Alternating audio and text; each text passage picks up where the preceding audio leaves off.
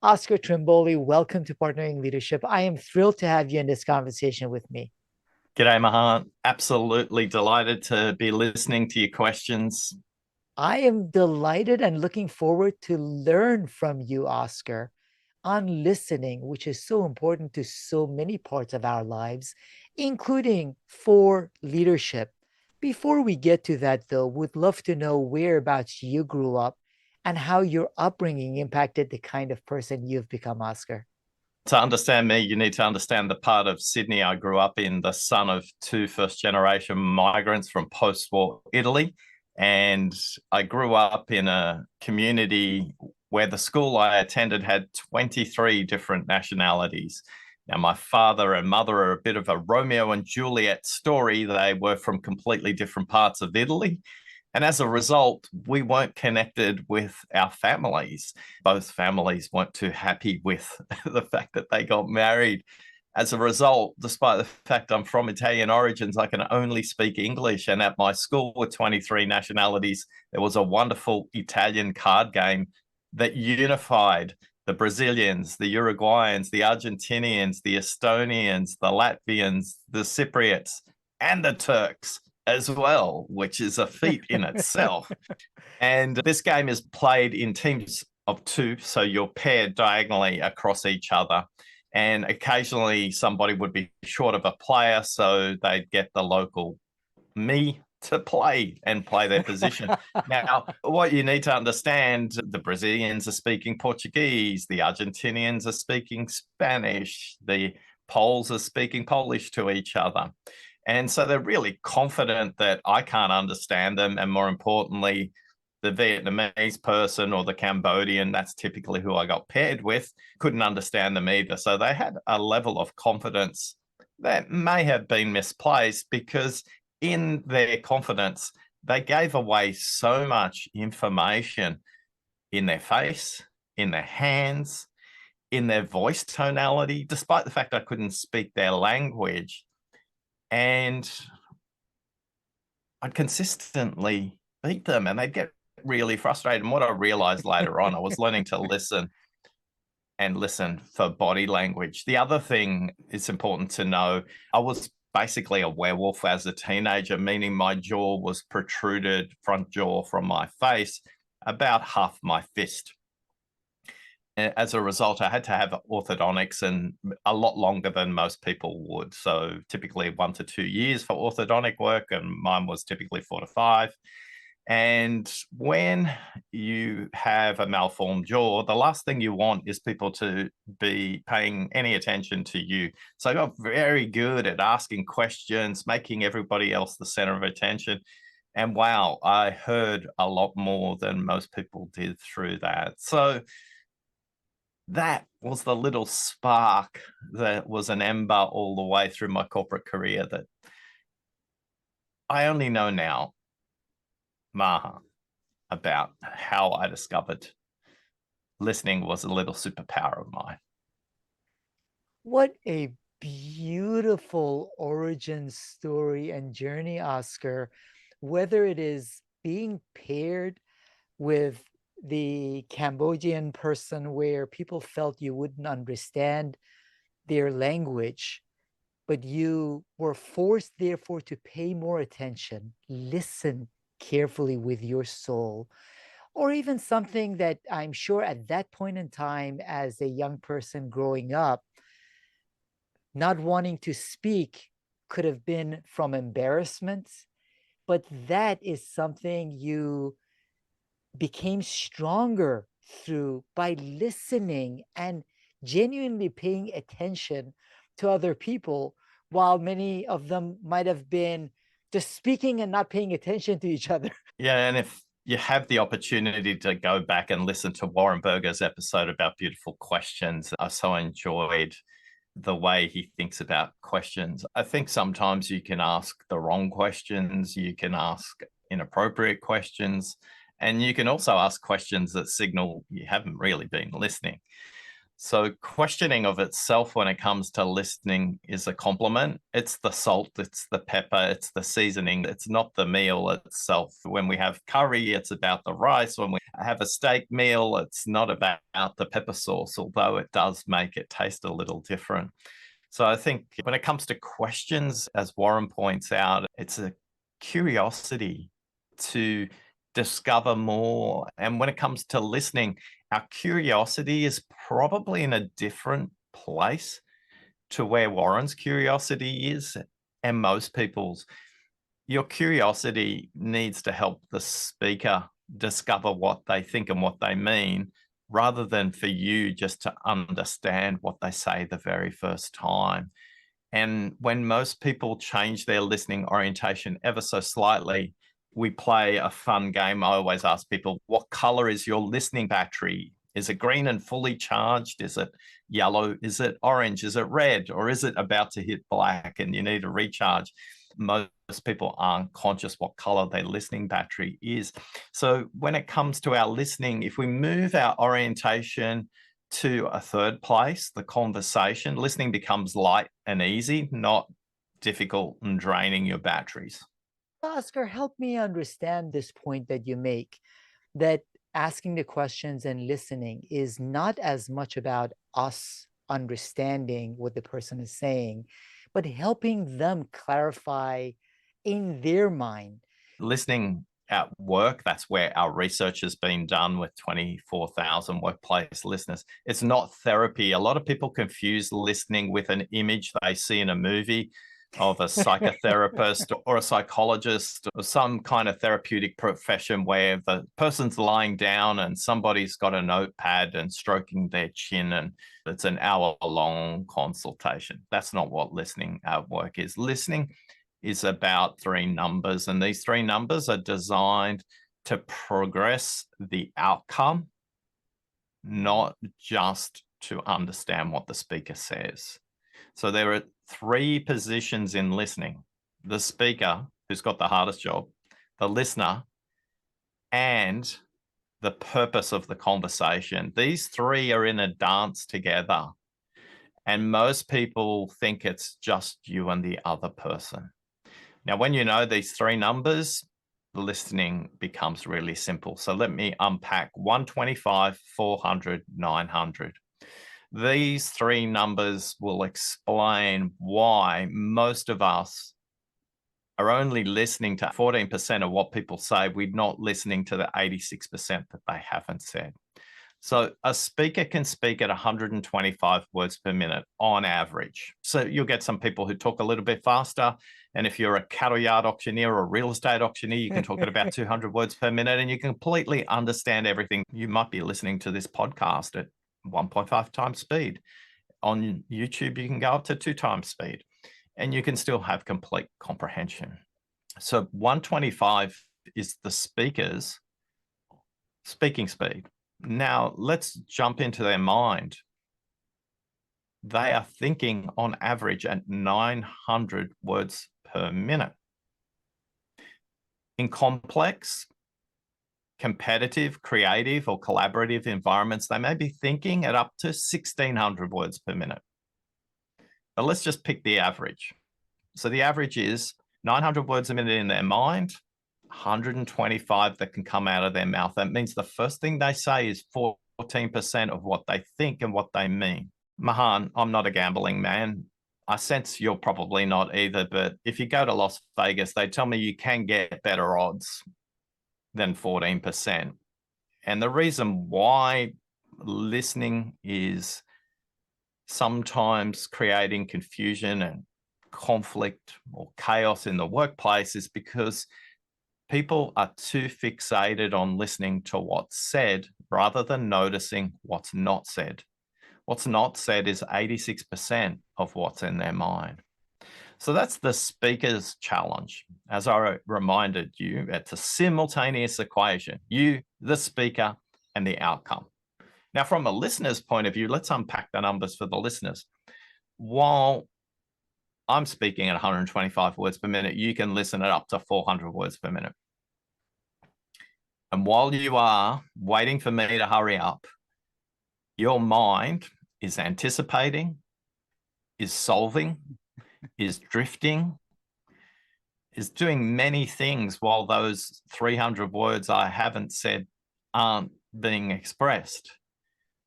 And the difference between a good listener and a great listener isn't that they drift away.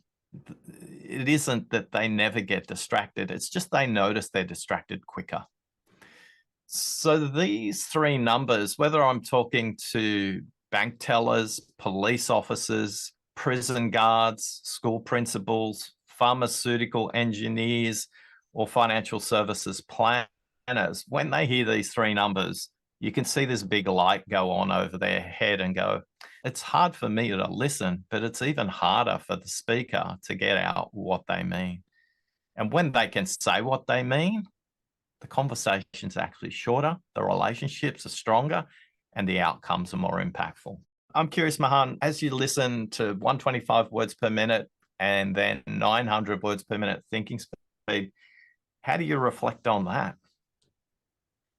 One of the challenges I think about, Oscar, is the fact that, as you said, our minds are operating really fast. So to stay engaged with the conversation is very hard. We fill out what they are going to say, sometimes not so correctly. One of the things I continually have to work with my girls over the dinner table is, even if you know what the person is going to say 100%, no question about it, don't complete the sentence. Just purely be there to listen. So it is an ongoing challenge for all of us. I work with a lot of executives, and in many instances, I see that they are stressed. They're thinking about a lot of different things. And even when in person, they're interacting with one of their direct reports or one of their colleagues, their mind is racing and focusing on other things and not being present. It's a challenge that a lot of the executives I work with have. So, how can we, as the listener, do a better job of being able to stay focused and pay attention to what that person is saying and not have our minds run wild? Listening happens before, during, and after the conversation. If you go and see an orchestra play or a band, any kind of musical performance, any kind of theatrical performance, when it comes to the orchestra, no matter if they play in the same auditorium the night before with the identical instrument, they are tuning their instrument for at least 5 minutes before the performance. It's an act of professional responsibility. It's an act of respect for the other musicians, their instrument, the conductor, and the audience. It's an act of humility. Honestly, do they really have to tune their instrument after the thousandth performance? Yes, they do, because something might be quite off. If a professional musician can take the time before the performance to tune themselves in, my invitation to your executives is, what's your ritual to tune in? The most simple suggestion I've ever made probably transforms most of the executives' lives that you're talking about here. So listening doesn't start by focusing on the speaker. Listening actually starts by focusing on yourself. Many of those executives you describe have got a lot of browser tabs in their mind, chewing up memory. So they're not really available to listen. So this very simple tip, consistently when my clients experience it in meetings with me, they go, oh my goodness, Oscar, I love coming to your meetings. I arrive prepared. I've had time to go to the bathroom. I've had time for a drink. I've had time to collect my thoughts. And I have to apologize, as a former Microsoft marketing director, I sold the software that creates this problem. Start your meetings 5 minutes after the hour. Send your meeting request for 5 minutes after the hour. If you are looking to have a 1 hour meeting, have a 50-minute meeting. not a 1 hour meeting, because it gives them 5 minutes on the back end, because not everybody in your system is going to do that. They're just going to pick the default from your Google Calendar, your Apple Calendar, your Microsoft Calendar, and they're going to pick the top of the hour.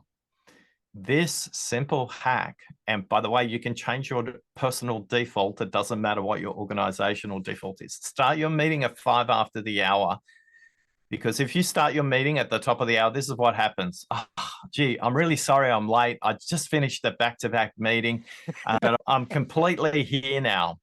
And they are physically present at about 3 minutes after the hour, but mentally, they are present at about 15 minutes after the hour. If you just shave that 5 minutes off, they arrive to the meeting present, whether that's you, whether it's them. So the first thing, you've given yourself a fighting chance in the difference between paying attention, which is what happens when you book the meeting at the top of the hour, and giving attention. There's two kinds of attention when we think about attention. Paying attention is an obligation, it's a responsibility, it's a form of taxation.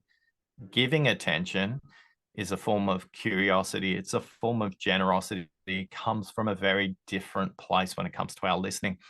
So tip number one for those busy clients that you work with, if you shave 5 minutes off at the back and the front, we know, our research group tells us that your meetings actually shorten by between 7 and 13%. So not only do you shave the 50 minutes off, but you get it back. So people can report to us over our longitudinal study that they may get up to half a week back in their schedule, because they're not doing the double back meeting to fix the meeting from the week before, because everybody wasn't listening to each other in the project meeting, in the team meeting, in the campaign meeting, in the product launch meeting. 3 other quick tips if you want to get ready. Number one, drink a glass of water before you go into a meeting, and drink a glass of water roughly every half an hour in a meeting as well. That will send a signal to the parasympathetic nervous system, which is the nervous system around your lungs and heart. There's more nerves in that part of your system than there is in your brain. This is the nervous system that helps you with your gut feel. It helps you listen to your gut feel. And when you drink a glass of water, everything just settles down. Number 2 or number 3, depending on how you're counting, I have dyscalculus. You can Google that and you can understand why I've got a poor relationship with numbers. Take 3 deep breaths before you go into a conversation. In through your nose, down to the bottom of your diaphragm, and then out through your mouth. Most people don't actually know how to breathe. There is a correct way to breathe, just like there's a better way to listen. And then finally, the bonus is this. For me, every meeting, whether I'm going in via virtual software, audio, video conference, or face-to-face meetings, I play a song that's calibrated to the outcome of the meeting. There's a song I play that's got no words in it. It's completely instrumental. It's 8 minutes long. This song is centering me when I'm working with clients who have really complex systemic challenges. Working with insurance companies on climate change is an example of that. How do you price for climate change? I have a mid-range song that's upbeat. It's got wonderful tempo. It's lively. Now, remember, you're calibrating to the outcome of the meeting. It's also going to change the wiring in your mind. And then my last one is at about 175 words per minute. It's a rap. It's called Remember the Name by Fort Minor. I don't recommend it. It's R-rated. But in terms of getting me in the state to bring lots of energy into a keynote, it's the perfect song for me. When you want to reset your listening battery, music is the fastest way to do it, and you only need 30 seconds. So those 3 tips, systemically, if you can just do a meeting request at 5 after the hour, your life will change. Your listening batteries will be recharged, and more importantly, the person coming to the meeting will be ready to tell you what they mean straight away. Drink water, 3 deep breaths, and play some music. What outstanding tips, Oscar. You mentioned the orchestra tuning their instruments before the performance. And These tips are a way when it's important enough for us going into a meeting and listening to others to tune ourselves to effectively be there, present, and willing to listen. One of the things I do with a lot of senior teams is work on their collaboration. And as part of that, I sit in a lot of senior team meetings. And as an observer, I can sit back. I'm not participating in a meeting, I'm just observing the meeting. And it's interesting looking at people's faces. You can tell in many instances, the individuals are in their own world. It takes a lot of effort to pull them back in. They come back in and then they go out, whether it is distractions or just the fact that they haven't tuned themselves to be there and present. So, what you mentioned are great ways for that tuning. One of the challenges that I see is that we live in a very distracted world where, whether it's Nir Eyal and others who talk about how to be indistractable, they have come up with alerts and other means to distract us through technology. So, in interacting with executives, whether it's in meetings or watching them interact with their team members, they're constantly distracted. How can we manage some of that distraction in order to be present and be able to fully listen? We are a rather self-absorbed modern society. And in the research for the book, we saw back in the 1880s in newspapers, 1880, we're in 2023. In 1880, they were writing about how the modern generation is distracted. They're not as patient as their previous generation. Yeah, it's on steroids. Again, I apologize. I've worked at Microsoft. I'm responsible for those notifications. We know, and the research is clear, the 1973 research to make sure that people mindlessly put money into slot machines in Las Vegas is the foundational psychological research for the red dot on an app, for a pop-up for a WhatsApp message, for a pop-up for an email, for a Slack channel, for all of those. Now, we have no excuse. Every single operating system, Android, Apple, Microsoft, all of them have one button that you can switch off your notifications. And if you are an addict and you don't know how to do that, there is another button that says, switch off my notifications when you look at my calendar and I'm busy. Use the technology. Don't let the technology use you. Use the technology. Don't let the technology make you a slave. If it's worth meeting, it's worth switching the notifications off. Now, a caveat. I work with people who are emergency respondents in emergency rooms in hospitals who run complex production lines, and they're on call. They have to receive notifications. Mahan, for the people you're talking about, most of them aren't. Occasionally, you may have a sick child that you need to be in contact with.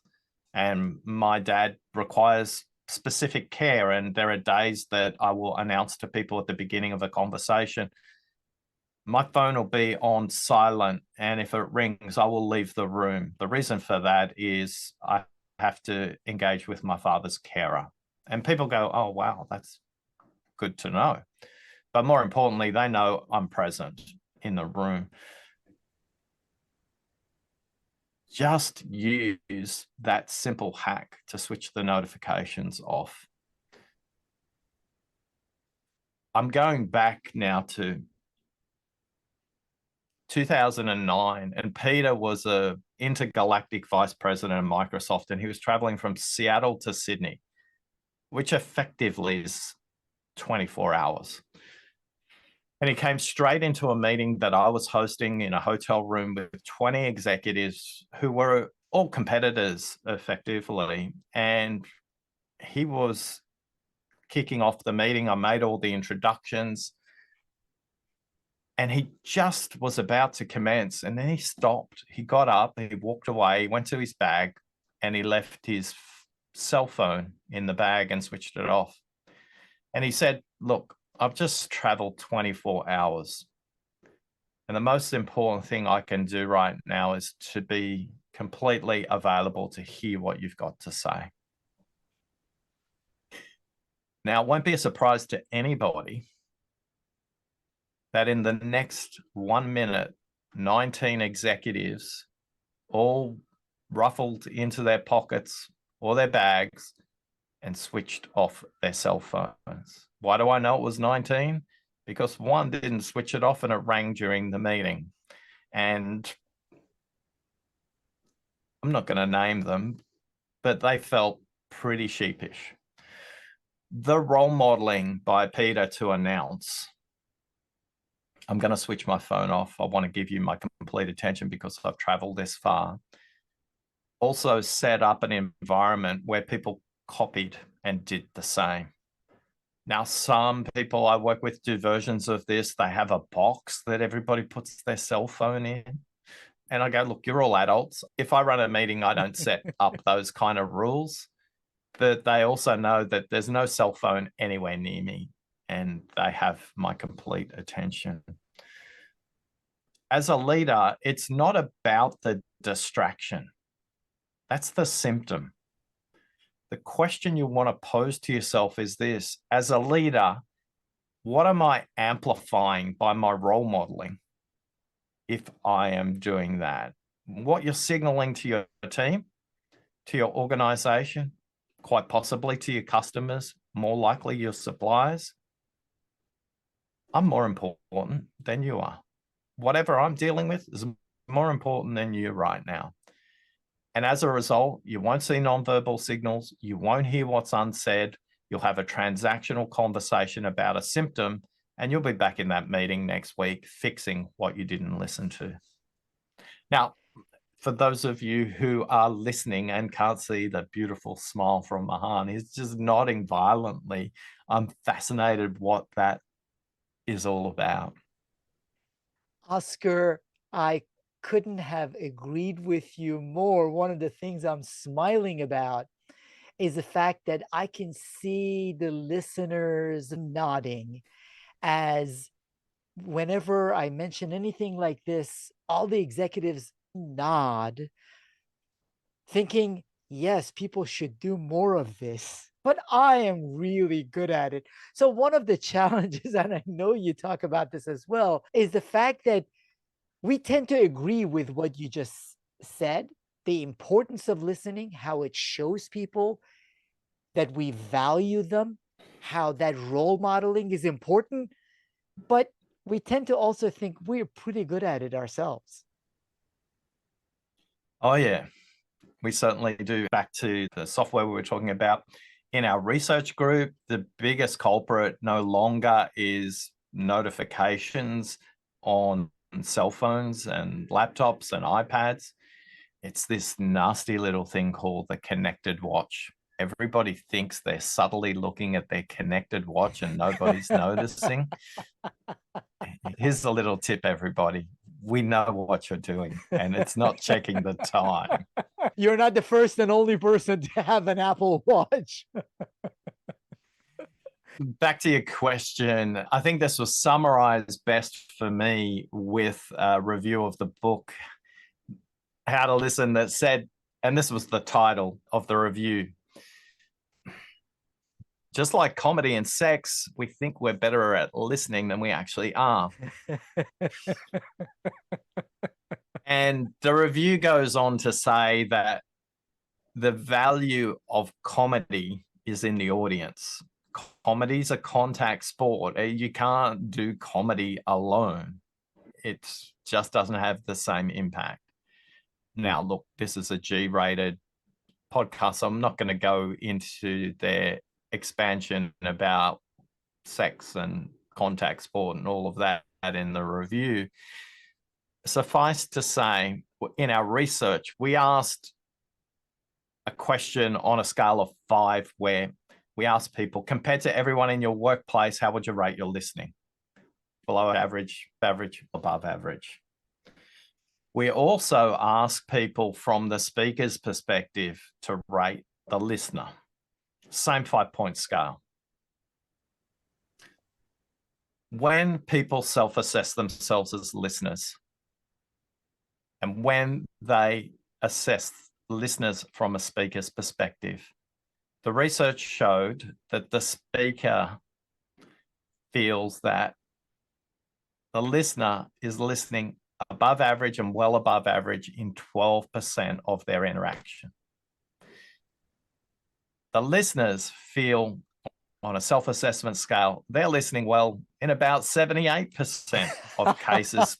People are rating themselves above average, well above average. This is no different from their self-assessment when they're rating themselves as automobile drivers as well.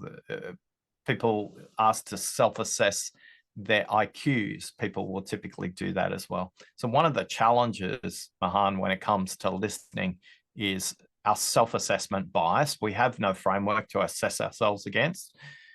And the speaker equally doesn't have a framework to assess against. Yet the value of listening sits with the speaker, not with the listener.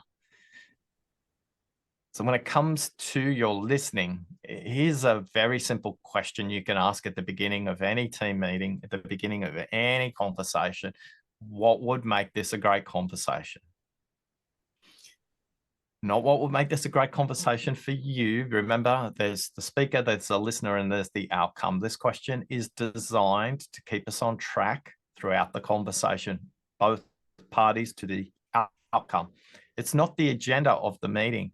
This is designed to elicit how we want to have a conversation. And this becomes a listening compass setting all the way throughout a conversation. Remember, we're shaving 5 minutes off at the beginning and the end of a meeting. In a 50-minute meeting, let's just ask that question and check in about every 10 to 15 minutes. Mahan, you said this would make it a great conversation. How are we tracking? Our research group says the first time you ask that question, a third of people say, I've got what I need. Have you got anything? Let's close the meeting out. A third of people say, I've covered what I need, yet I've just realized there's something more important we need to discuss. And they get to that. And they get to the really important meaning. And then the other third, they run the normal course of the meeting. When we know that our self-assessment is always going to be 6 times more than the speaker, it's just an invitation to be a little bit curious, a little bit more humble, to ask questions that don't necessarily reinforce similarity, but expand and listen for difference. There's 2 primary listening orientations. Most people, 93% of people, according to the Harvard Implicit Bias Assessment, say they listen for similarity. And this is because we are trained this way by the scientific method in our education system. And the heuristic to go, does that correlate with my life experience, my work experience, my professional training? If it does, then I'm agreeing. If it doesn't, in my mind while they're talking, I'm disagreeing. So be conscious. Are you listening for similarity or are you listening for difference? When we listen for similarity, we want the conversation to go in the same direction, north-south on a compass, as an example. And when we listen for difference, we want to go 180 degrees the other way, east-west on the compass. Let me give you the question example. Warren would be happy with these questions from your Beautiful Questions episode. So if we want the conversation to continue in the same direction and we listen for similarities, it's a version of say more, tell me more about that. I'm curious, say more, I'm fascinated. Could you just expand that a little bit more? And that's going to take the conversation in the same way. And we're continuing along in a similar vein. When we want to go east-west, we're curious about what haven't we considered? Have we thought about the customer? Have we thought about the competitor? Have we thought about the regulator if you operate in regulated markets? So we're thinking about the long-term future or the short-term future. The question we want to ask is a version of, and what else? This is a question that's taking the speaker's consciousness in a different direction. Neither orientation is correct or incorrect, Mahan. The skillful leader will have the consciousness to go, what does the situation I am in right now require for me, the group, and the conversation? And let's ask the question accordingly. If your head is in a laptop, in a cell phone, in a WhatsApp conversation, you've got no hope to be conscious enough to understand if you're listening for similarity or difference.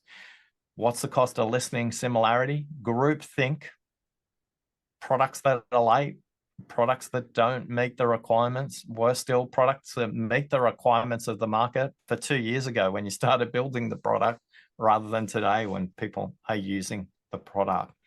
So for many of us, we're not conscious that we attend to the world with two completely different listening orientations. And if we're present and we listen this way, the speaker feels seen, heard, and valued. And as employees, they'll give discretionary effort. That's worth listening just a little longer. I see this relating in the conversations that people have and the listening that they do in recruiting for organizations. A lot more of that vertical questioning and listening that doesn't happen as much. We do look for those similarities, even when the set of questions are standardized by HR. What we're looking for is those similarities. And as you said, there is nothing wrong with that. However, if that is the only thing we look for, that leaves huge blind spots. Then in meetings and organizations, we tend to ask questions and listen for those similarities. So I can see blind spots both in individual interactions, whether for recruiting or other conversations, and in group interactions coming as a result of going vertical, not horizontal, as you talked about. And the questions for similarities tend to align themselves best with the first half of a conversation, a project, a timeline, and the difference is the bottom to the second half of the conversation. The question I always ask is, and I'll use a version of this. We'll shortly wrap up. What I'm curious about is if your leader was listening to our conversation right now, what's the one question they wish we would have asked? This is the East-West question, by the way. This is listening for difference. And guaranteed every time people say this, oh, wow, that's a really good question. I need some time to think. And what they're doing is they're using a pattern match to go, what would that person say? And often they come up with a completely different orientation in their question as a result of this. And they'll say, they would ask about ROI. They would ask about what this means for staff. And pretty much in 99% of the case, we haven't even discussed that in the first half of the conversation. And yet it is the most important thing for their leader.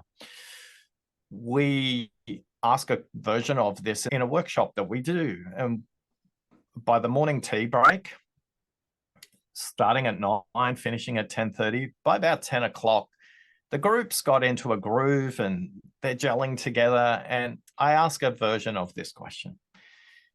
It's a really big topic we haven't even got on the agenda. And I think if our competition was listening to what we've talked about for the last hour, they'd have a big laugh because we've forgotten one or two things. What do you think that might be? And it's like the group dynamic moves into a different, more energetic place, but they expand their consciousness to difference all of a sudden. You can ask a version of that for the regulator. You can ask a version of that for the media. You can ask a version of that for people who will be born in 3 generations from now if you're trying to do some long-term strategic thinking. My point is simple. There's no shortage of these relevant questions, but if you are not present to the group dynamic, if you do not make yourself available and role model what it means to be present, you will get a predictable transactional outcome. And if you want to have an impact beyond words, you want to have a transformational impact, one where employees turn up and give extra effort. Just listen, a little longer to what hasn't been said. So, in listening longer to what hasn't been said, Oscar, one of the challenges that I've been thinking about over the years is some of the biases and cognitive biases that come into play, in that oftentimes even body language experts talk about things people traditionally think about. The person isn't looking you in the eye, therefore they must not be telling the truth. That's not the case. So there are certain signals we typically pick up when we are trying to pay attention that are actually not correlated to the true intentions or meaning of the other person. There's a lot of misunderstandings that we have with respect to understanding other people, listening fully beyond those words that they're saying. So, how can we do that without then giving in to the biases that we have in interpreting what the person is saying? Yeah. Quick commercial break from bias. Bias is not good or bad. Its value is neutral. It's your consciousness to know what your bias is, the work that needs to be done. We talk about open questions and we talk about bias questions. An example, a bias question typically has more than 8 words. A neutral or open question will have typically less than 8 words. Now, be careful. Neither is right or wrong. Neither is correct or incorrect. It's when is it appropriate for that. As a leader, back to your question about bias consciousness, before you ask the question, before you make the statement, here's a heuristic for you to notice. Is my bias showing up? Ask yourself this question. Is the question about the content? Meaning I'm trying to understand more about what they're saying. Or is the question helpful to advance the group? This is a very different orientation. And it's a quick heuristic. It's a really quick template for you to check in with your bias. So if you go, this is the question I want to ask. Oh, it's about the content. It's about me looking good. It's not about the group. It's not about the progress. Now, that's not to say you don't ask the question, because maybe you do need to understand something about the pricing algorithm for the life insurance table because it's got a regulatory implication. But is that question better asked now or later? Is that question helpful for the group? If it is, it's probably a great question to ask, and it's probably not coming from a place that's reinforcing bias. But typically our bias comes from our needy little selfish ego that's trying to make us into a rock star in the meeting. So, Mahan, just ask yourself, is this a question that's going to help the group, or is it all about me? That will be a quick flashlight to look into the dark corners of your unconscious bias. What you're mentioning, Oscar, requires tremendous humility and self-reflection. So I appreciate what you are saying. It does take real reflection time, which I find we all could use more of as we reflect on the conversations that we have, to give them the diligence that they deserve. Look, I'm always reminded of a conversation Jennifer and Christopher had. This was a story shared to me in Michigan. And Christopher came home from school. He was very excited. He told his mum he learnt that 3 is half of 8. And his mum, Jennifer, thought she misheard him. And she said, honey, could you say that again? And he said, 3 is half of 8. She was very frustrated. She thought, what are they teaching kids at school today? And she went to the cupboard. She got 8 M&Ms, chocolate candy buttons, and put them on the kitchen bench. And she picked Christopher up and said, honey, how many M&Ms on this side? And he said 4. And how many on that side? And he said 4. And Jennifer said, see, 3 is not half of 8. 4 is half of 8. And with that, Christopher raced across, leapt to the other side of the room, got a piece of paper, and he drew a figure 8 with a Sharpie like that.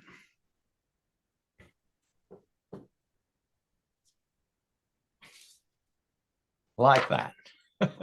For those of you who can't see, I've got a figure 8 in front of Mahan. And what Christopher did then was he folded the figure 8 in half vertically. And then he folded it in half again. And then he tore it in half. And he showed his mum 2 perfectly formed 3s.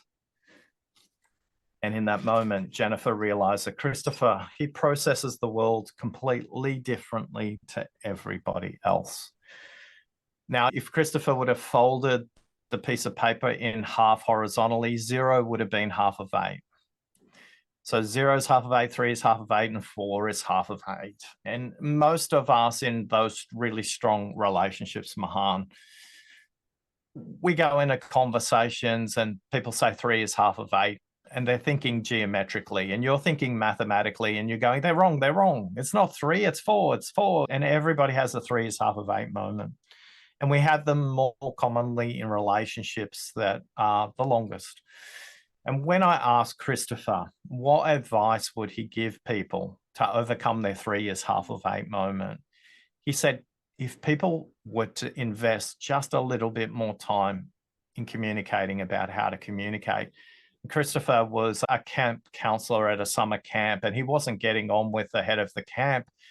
And he took the head of camp aside and said, when you tell your stories and they go for more than 90 seconds, I lose interest. If you could shorten your stories to 90 seconds, I would get the point and I would change what I need to do. And instantly, their relationship moved to a completely different level because Christopher was communicating about how to communicate. Now, Christopher feels a lot of society pressure about communicating how to communicate because he's neurodiverse. Some people will call him autistic. And for those of us who are neurotypical, the same is true. Communicate about how you communicate, and you will move long-term strong relationships to another level. What a beautiful story, Oscar. And there are so many times when in teams and organizations, people talk about the need for diversity and the need for cognitive diversity and seeing things from different points of view. We are not able to see things from different points of view if we don't ask those questions and take that listening to a deeper level. A lot of times leaders in organizations have been successful because they have been the people that have seen the 8s. 4 plus 4 is 8. So if someone doesn't see it, rather than listening for why is it that this person sees it as 3, no, let me show you, let me teach you so that next time you can jump through my hoop and get the answer. So I love this example because it can help all of us. It's not just recognizing neurodiversity, it can help all of us if we are willing to listen a little longer, a little bit more. We can discover things that we wouldn't have discovered otherwise. What a beautiful story. And you've got a lot of these great examples, great stories. I love the fact that your book, you ask people to go through it and think about how to listen for a week, because it is a practice that we all need to and can work on. So I really appreciate the work that you've done, the research that you've done on listening and teaching all of us how we can become better leaders through mindful listening. Now, Oscar, what practices or resources do you recommend for us to continually work on becoming better listeners? If I had to pick one, it's shave the 5 minutes off your meeting invite time. And the bonus one is before any of those conversations, just play 30 seconds of music to bring your presence to yourself. I love that. And how can the audience find out more about you, your book, and your podcast? I would love you to discover more about your listening rather than discover more about me. Visit listeningquiz.com. There you can take a 7-minute assessment, discover your primary listening barrier, and get a little report that gives you 3 tips based on that listening barrier to find out more. If you love to read or listen, How to Listen is available wherever you buy good books. What a joy it has been to listen to you, Oscar, and share some of your thoughts on listening with the Partnering Leadership community. Thank you so much for joining me in this conversation. Thanks for listening. You have been listening to Partnering Leadership with your host, Mahan Tavakoli. If you enjoyed this episode, please leave a rating and review of the podcast on your favorite podcasting app and forward the conversation to a friend or colleague so you can help more people discover their purpose, grow professionally with meaning, and have a greater impact. For additional leadership insights and bonus content, visit us at partneringleadership.com.